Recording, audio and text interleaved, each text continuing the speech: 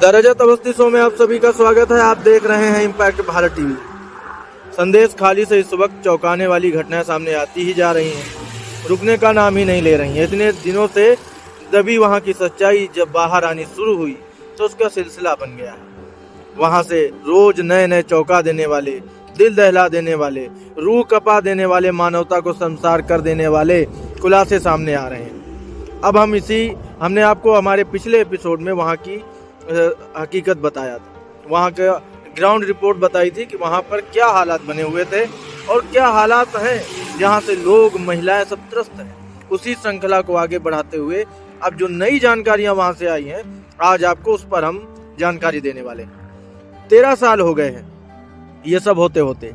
शाहजहां शेख और उसके लोगों को जो औरत अच्छी लगती, पार्टी की मीटिंग के बहाने ऑफिस में बुला लेते। 2 दिन, 3 दिन, 4 दिन, जब तक मन होता ऑफिस में ही रखते। कोई महिला बुलाने पर नहीं आती तो उसे घर से उठा लेते। 3-4 बार मुझे भी ऑफिस में बुलाया। पहले तो मैं नहीं गई, लेकिन उन लोगों ने मेरे पति को उठवा लिया, उसे मारा पीटा। मैं क्या करती? पश्चिम बंगाल के संदेश खाली में ऐसी सैकड़ों कहानियां हैं। ये वहीं की एक पीड़ित महिला की बताई हुई कहानी है जो अभी मैंने आपको बताई, लेकिन वहां पर ऐसी सैकड़ों कहानियां हैं, एक नहीं है। इन कहानियों में सिर्फ विक्टिम बदलती हैं, आप बीती सभी की एक जैसी है। नॉर्थ 24 परगना जिले में आने वाला संदेश खाली ममता बनर्जी की पार्टी टीएमसी के नेता शाहजहां शेख का एरिया है। शाहजहां और उसके 2 साथियों शिबू हाजरा और उत्तम सरदार पर आरोप है कि वो महिलाओं का गैंगरेप कर रहे थे। इस केस में शिबू हाजरा और उत्तम सरदार समेत 18 लोगों को पुलिस ने गिरफ्तार किया है। शाहजहां शेख अभी फरार है। शाहजहां की गिरफ्तारी न होने पर हाईकोर्ट ने मंगलवार को हैरानी भी जताई है। कहा कि जो व्यक्ति इस समस्या का मूल कारण बताया जा रहा है उसे अब तक पकड़ा ही नहीं जा सका है। तो कहने का मतलब कोर्ट भी चौंक गया कि आज के समय में इतनी एडवांस सुविधाएं होने के बाद कि पुलिस ट्रैक कर लेती है, लोगों को पकड़ लेती है, ढूंढ निकालती है ना। ऐसी ऐसी चीजें आ गई हैं, टेक्नोलॉजी इतना आगे है, एक आदमी को आप पकड़ नहीं पाए हो। इससे साफ पता चलता है कि सरकार के सरपरस्ती में ही वो आदमी अपना ये जहरीला कारोबार चला रहा था। इस पूरे मामले को समझने के लिए हमारी यानी इम्पैक्ट भारत की टीम जब ग्राउंड जीरो पर पहुंची तो वहां से बहुत सारे खुलासे सामने आए। शाहजहां शेख पर आरोप लगाने वाली महिलाओं से मिलने पर उन्होंने अपनी आप बीती सुनाई। हमने 4 विक्टिम से बात की। इनमें 3 से अपने साथ रेप और सेक्सुअल हैरेसमेंट का दावा तो किया है, वहीं एक ने कहा कि मेरे साथ गलत काम नहीं हुआ, लेकिन उन लोगों ने मेरी जमीन हड़प ली। आगे हम आपको इसी तरह की पूरी जानकारी बताते हैं। विक्टिम महिलाएं 7 फरवरी से संदेश खाली के पात्रोपाड़ा में प्रदर्शन कर रही हैं। वे नारे लगाती हैं, शाहजहां शेख छोड़बो न छोड़बो ना। हमने उनसे जब पूछा ये आंदोलन कब तक चलेगा, जवाब मिला जब तक शाहजहां शेख गिरफ्तार नहीं होता। शाहजहां शेख टीएमसी का डिस्ट्रिक्ट लेवल का नेता है। राशन घोटाले में ईडी ने 5 जनवरी को उसके घर रेड की थी। तब शाहजहां ने 200 से ज्यादा सपोर्टर्स ने टीम पर अटैक कर दिया था। अफसरों को जान बचाकर भागना पड़ा था। जो खबर हमने चलाई थी, मैंने उसका विश्लेषण भी आपको पहले करके दिया था। आप सभी ने देखा है कि किस तरह वहां पर जो ईडी के अफसर थे उनके साथ मारपीट की गई थी, उनको कितनी गंभीर चोटें आई थी। उल्टा पश्चिम बंगाल पुलिस ने ईडी के अफसरों पर केस तक दर्ज कर लिया था। तभी से शाहजहां शेख फरार है। हालांकि संदेश खाली के लोगों का कहना है कि वो कहीं नहीं गया है, यही है तो भाई ढूंढो उसको, पुलिस का काम है उसको पकड़ना। जो कि कोर्ट भी कह रहा है कि जो मेन मूल जड़ है पूरे मामले का उसे ही नहीं अभी तक पकड़ पाए। हमने लोगों से शाहजहां शेख के घर का पता पूछा। उन्होंने बताया पात्रोपाड़ा में जिस जगह आंदोलन चल रहा है वहां से करीब 2 किलोमीटर दूर उसकी कोठी बनी हुई है। हम इस कोठी तक गए, वहां पता चला कि ये कोठी काजी आमिर की है, मतलब उसकी है ही नहीं। हमने कोठी का गेट खटकाया लेकिन दरवाजा खुला ही नहीं। अंदर से तेज आवाज आई, यहाँ कोई नहीं है। गेट नहीं खुला तो हम लौटकर पात्रोपाड़ा वापस आ गए। यहाँ उन महिलाओं से मिले जिन्होंने शाहजहां और उसके लोगों पर आरोप लगाया है। पात्रोवाड़ा की एक महिला बताती है, शाहजहां शेख के लोग जबरदस्ती पार्टी ऑफिस में बुलाते थे।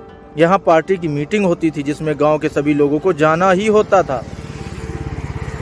जो नहीं जाता था उसके साथ वो मारपीट करते थे। मीटिंग के बाद मर्दों को घर भेज देते थे और औरतों को वहीं रोक लेते थे, उनके साथ गलत हरकतें करते थे। कोई महिला ऑफिस आने से मना करती तो उसके पति को उठा लेते थे। क्या कम उम्र की लड़कियों के साथ भी ये सब होता था? महिला कहती है छोटी बच्चियों के साथ तो ये सब नहीं हुआ, लेकिन 18 साल 20 साल की लड़कियों और 30-40 साल की महिलाओं के साथ हो रहा था। किसी भी उम्र की हो, जो महिला उन्हें अच्छी लगी वो उसे उठा लेते थे। क्या शाहजहां शेख इसमें डायरेक्ट इन्वॉल्व था? हमारा ये सवाल था लोगों से। तो लोगों ने कहा हाँ, शेख हाजरा और उत्तम सरदार तीनों ये सब करते हैं। महिला ने जवाब दिया, मैं 2-3 बार थाने गई थी, लेकिन पुलिस तो उनकी ही है ना, हमारी नहीं सुनती। उन्होंने हमारी शिकायत ही नहीं लिखी। हम एक विक्टिम से बात कर ही रहे थे, तभी दूसरी महिला बोल पड़ी। वो कहने लगी, हम उनसे कहते थे कि हमें घर जाना है, घर में छोटे बच्चे हैं, उनके लिए खाना बनाना है, तब भी नहीं जाने देते थे। उनका जो मन करता था वही करते थे। तभी पहली विक्टिम भी बोल पड़ी, मेरी भी 1.5 बीघा ज़मीन उनके कब्जे में है, एक पैसा नहीं दिया। हम गरीब लोग हैं, ज़मीन चली जाएगी तो हम क्या खाएंगे? एक और विक्टिम ने कहा, वो लोग औरतों को दफ्तर में बिठा कर रखते थे, कितने दिन रखेंगे कोई तय नहीं था। 5-6 महीने पहले मेरे साथ यही हुआ था। पुलिस और सरकार दोनों उनकी है। मतलब किसी को कहीं से भी उठा लिया, अपने यहाँ बिठा लिया और उनसे जाने का मतलब आप भूल जाओ, उनकी मर्जी पे डिपेंड करता था। अजब तानाशाही है भाई। चौथी विक्टिम ने बताया, शाहजहां के लोगों ने मेरी ज़मीन हड़प ली, मेरे साथ कुछ गलत नहीं हुआ, लेकिन ज़मीन तो चली गई ना। अब ज़मीन जाना, किसी की रोजी रोटी जाना, ये गलत नहीं होना थोड़ी ना है, ये तो सबसे बड़ा गलत है ना। वे लोग किसी को भी उठा लेते हैं, मैं भी कब तक बचूंगी। संदेश खाली के अलावा कुछ विक्टिम तुसी खाली और तिमोरा बाजार में भी रहते हैं। तिमोरा बाजार में एक ग्रासरी शॉप में बैठी महिला ने हमसे शाहजहां शेख, सुबू हाजरा और उत्तम सरदार के बारे में पूछा। वो कहती है, शेख हाजरा और सरदार बहुत ताकतवर लोग हैं, अमी मार देबो, वे वहाँ के डॉन हैं, उनकी सरकार है, हम गरीब मानुस बोले तो मारे जाएंगे। मामला बढ़ने पर पश्चिम बंगाल की सीएम ममता बनर्जी ने जांच के लिए स्पेशल इन्वेस्टिगेशन टीम बनाई है, यानी सीआईडी में तैनात डीआईजी सोमा दास मित्रा इसे लीड कर रही हैं। टीम की बाकी मेंबर भी महिलाएं हैं। ये टीम पीड़ित महिलाओं के बात कर रिपोर्ट बनाएंगी। अब उन्होंने ये टीम गठित की है, अब वो रिपोर्ट बनाएंगी। वो चिल्ला के वहाँ के लोग जो कैमरे के आगे मीडिया से बात कर रहे हैं वो उनको दिखाई नहीं दे रहा है, वो क्योंकि और वो जो चिल्ला के सब कैमरे के आगे अपनी आप बीती बता रही हैं, उस आदमी को गिरफ्तार करने के लिए इनके पास वो सबूत कम पड़ रहे हैं। तो अब ये उसकी रिपोर्ट बनाएंगी, फिर उसको ढूंढेंगी। वाह भाई, उनकी आप बीती सुनेंगी ताकि सभी फैक्ट इकट्ठे हो सके। अब वो फैक्ट इकट्ठे करेंगी। ये सारे फैक्ट नहीं दिखाई दे रहे हैं सीआईडी को, ममता की सीआईडी को, जिसमें ममता ही नहीं दिख रही है। एसआईटी ने महिलाओं से मुलाकात की है। हालांकि महिलाओं का आरोप है कि टीम हमसे एक ही सवाल कई बार करती है। उनका ध्यान हमारी आप बीती जानने से ज़्यादा इस बात पर है कि हमें अपनी बातों में उलझा ले, बातों में उलझा के फंसा के, आप ठीक है आपने गलत बोला, उलझा देंगी, यही तो काम है। इसलिए तो शायद अब जो दिख रहा है उस हिसाब से तो यही लग रहा है। अगर कोई महिला कैमरे के आगे आकर के आरोप लगा रही है तो पहले उस आदमी को गिरफ्तार करिए। एक महिला से एसआईटी 3 बार पूछताछ कर चुकी है। वो कहती है, टीम की मेंबर पूछते हैं कि क्या हुआ था, डिटेल में बताओ, कोई जांच कराई थी क्या, कोई मेडिकल रिपोर्ट नहीं है, कुछ दवा लो, दवा तो ली होगी, घर में किसे बताया, पति को पता है, कहाँ हुआ सब कुछ, कैसे हुआ, बस यही सवाल घुमा फिरा कर बार बार पूछती हैं। पुलिस सपोर्ट नहीं करती है, हमें डराती है। वहाँ के लोगों का यानी पीड़ितों का सबसे बड़ा जो इस समय दावा है वो ये है कि वहाँ की जो पुलिस है ना, वो उल्टा उन्हीं को डराती है। कार्रवाई करने के बजाय अगर वो शिकायत करती है तो उन्हीं को डराया जा रहा है पुलिस के द्वारा। पुलिस को ऐसा करना चाहिए क्या? दूसरी महिला कहती है, एक ही बात हम कितनी बार कहें, सब तो बता चुके हैं, हमने तो मीडिया को भी सब बता दिया है। अगर पूछना है तो पहले शाहजहां शेख को पकड़ें और उससे पूछें, हाजरा से पूछें, उत्तम सरदार से पूछें। टीम में शामिल पुलिस अधिकारी एक ही सवाल कई तरह से पूछते हैं। बार बार पूछने पर घबराहट में कुछ लोग भी कुछ अलग भी निकल जाता होगा। तब कहती हैं, तुमने ये तो नहीं कहा था, हमसे चुप रहने को कहती हैं, बोलती हैं ये सब तो चले जाएंगे, हमेशा साथ नहीं रहेंगे, तुम्हें यहीं रहना है। अब आप बताओ, ये धमकी नहीं है तो क्या है कि सारे लोग चले जाएंगे, आपको यहीं रहना है? तो यही कराते रहें वो लोग अपने साथ, इसी हाल में रहेंगे वो। सोर्स के मुताबिक अगर हम बात करें तो अब तक सेक्सुअल हैरेसमेंट की सिर्फ 1 FIR हुई है, जबकि कैमरे के आगे मीडिया के सामने कितनी तादाद में पीड़ितों ने आके बयान दिया है अपना, और FIR कितनी हुई? 1। हालांकि अब तक करीब 30 शिकायतें सामने आ चुकी हैं। नेशनल वुमेन कमीशन की अध्यक्ष रेखा शर्मा 19 फरवरी को संदेश खाली पहुंची थी। उसी दिन ये सभी शिकायतें भी हुई हैं। सोशल वर्कर पियाली दास शिकायत दर्ज कराने में महिलाओं की मदद कर रही हैं। बताती हैं सभी शिकायतें सेक्सुअल अब्यूज की हैं। इनमें लिखा है कि कैसे महिलाओं को रात में उठा ले जाते थे, गंदे इशारे करते थे, उनके साथ गंदा काम भी किया जाता था। क्या कोई शिकायत रेप या गैंगरेप की हुई है? तो पियाली कहती हैं रात में महिलाओं को उठा ले जाते थे, साथ में रखते थे। अब इससे ज्यादा हम क्या कहें, क्या शिकायत करें।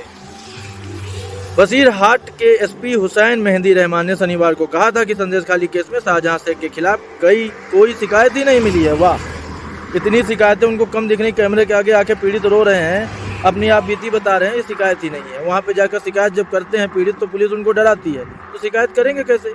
टीएमसी नेता शिबू हाजरा की गिरफ्तारी के साथ मामले में गिरफ्तार किए गए लोगों की संख्या 18 हो गई। शिबू हाजरा को बसीरहाट के नजात इलाके से गिरफ्तार किया गया था। पुलिस शिकायतों के आधार पर जांच कर रही है, ऐसा कहा जा रहा है। एक विक्टिम के मजिस्ट्रेट के सामने बयान दर्ज कराने के बाद केस में गैंगरेप की धारा यानी 376D और हत्या की कोशिश की धारा 307 जोड़ी गई है।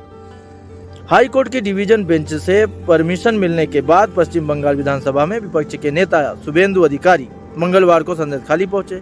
हाई कोर्ट की सिंगल बेंच ने सोमवार को शुभेंदु अधिकारी को संदेश खाली जाने की इजाजत दी थी, जिससे ममता सरकार ने रोक लगा दी थी, जिसपे जाने ही नहीं दे रहे थे वो लोग। इसके खिलाफ बंगाल सरकार डिवीजन बेंच गई थी।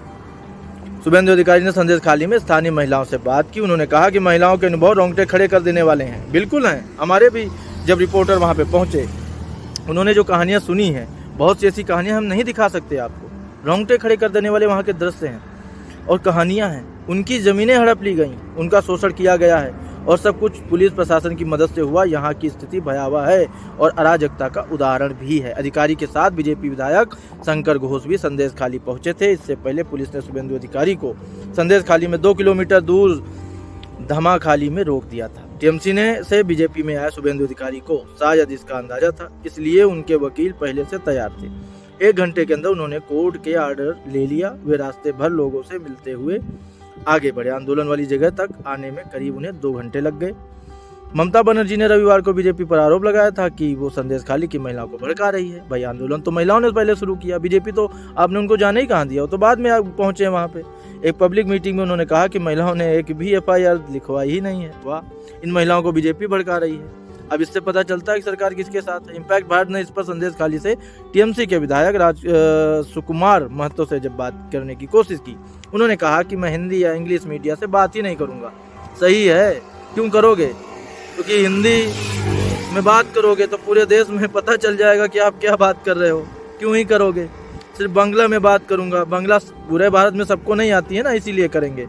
इसके बाद हमने, और हाँ, नहीं भी करोगे तो क्या है, मीडिया है ना आपकी सच्चाई दिखाने के लिए, आपकी बातें बताने के लिए कि आप क्या कर रहे हो, क्या कह रहे हो। इसके बाद हमने जब DG राजीव कुमार को भी फोन किया, लेकिन उन्होंने फोन रिसीव ही नहीं किया। संदेश खाली की तरह ही एक मामला अप्रैल 2022 में भी हुआ था।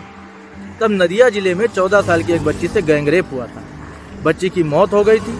इम्पैक्ट भारत ने उस वक्त भी ग्राउंड से रिपोर्ट की थी। इस केस में टीएमसी से जुड़े गांव के उप सरपंच का बेटा आरोपी था। पुलिस ने मामले को ऑनर किलिंग का एंगल दे दिया था। तब सीएम ममता बनर्जी ने बच्ची के गैंगरेप से पहले ही प्रेग्नेंट होने का दावा किया था।